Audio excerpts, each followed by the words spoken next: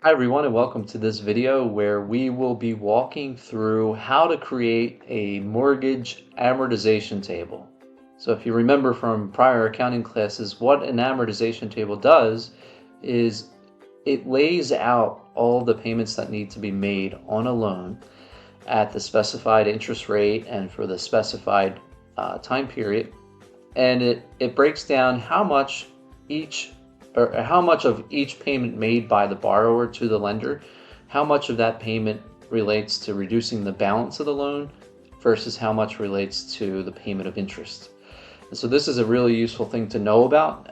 Amortization tables will be very useful in your life when you, for example, sign up for an auto loan or you buy your first house.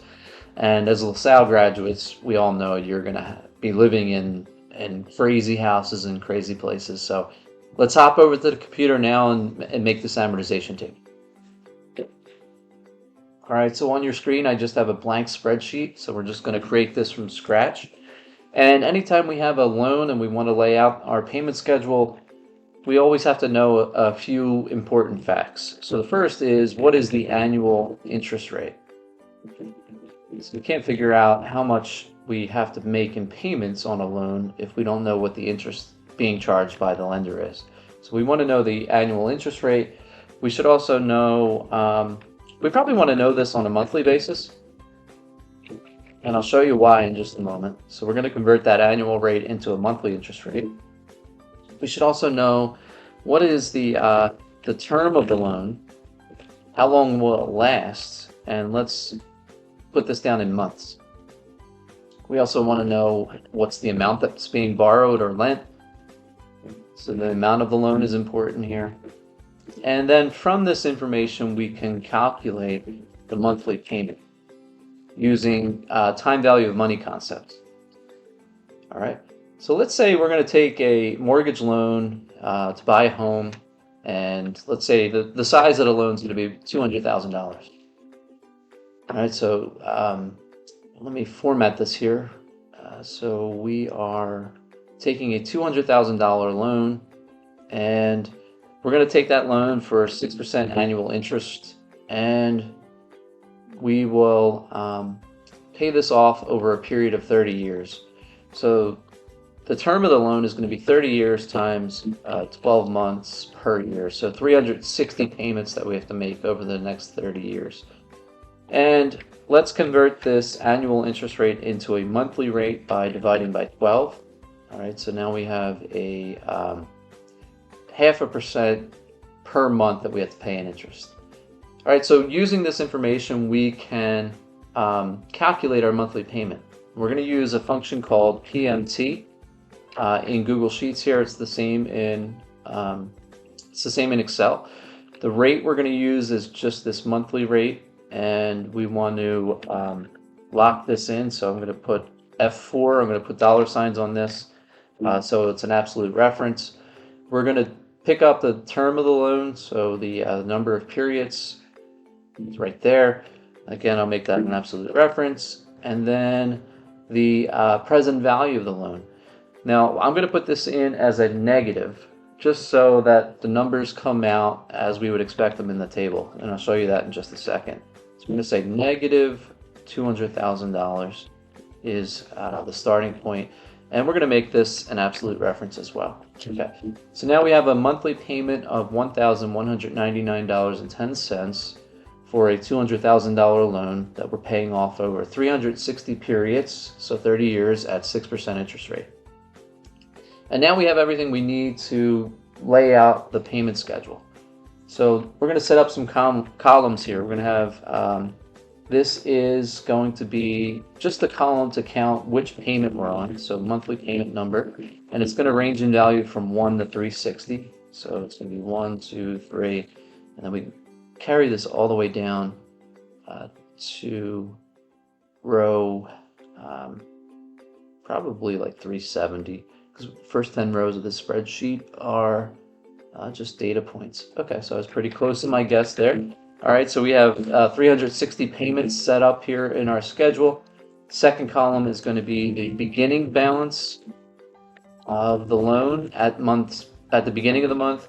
Then we're going to have whatever the monthly payment is that we calculated above. So this is going to be monthly payment. And we're also going to calculate how much of this goes towards interest and towards principal, which is the balance of the loan. And then finally, we'll have a column for the ending balance of the loan at the end of the month. Okay.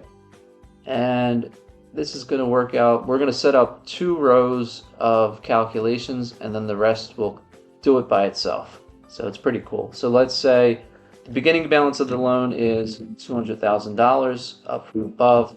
The monthly payment is going to be this amount here. We're going to make this an absolute reference, so just so when we calculate, or just so that when we copy this formula, it continues to work. The amount towards interest. So for this, we're going to say this is the balance of the loan. So we're going to make the column absolute, but we're going to allow the row to vary. So we're going to do the balance of the loan, the beginning balance of the loan, times the 0.5% interest per month. And that will give us how much of our payment goes towards interest in the first month. Okay. And we're going to make this an absolute reference so that when we copy this, our interest rate stays at 0.5% per month.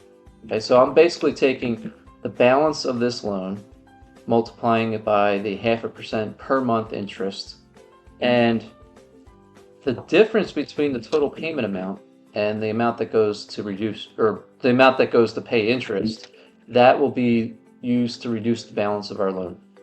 So at the end of the first month, we started with a $200,000 loan, but we paid $199.10 towards the balance of the loan in month 1. So our ending balance of the loan is $199,801.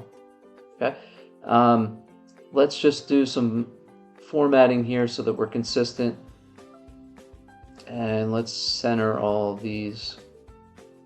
Okay, so now we have to make one adjustment. So this second row, the beginning balance, will be the same as the ending balance from the previous month. All right, so that will be our setup going forward.